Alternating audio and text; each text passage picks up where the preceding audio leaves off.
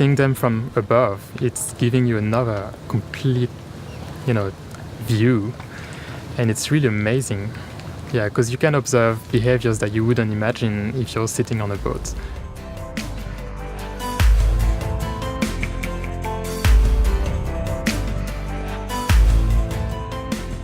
The main focus is the conservation of these animals. So we try to collect information that's empirical, but that is applied for conservation outcomes. And this is really important because it can help raise awareness for the general public about concerns that we have about the ocean health today.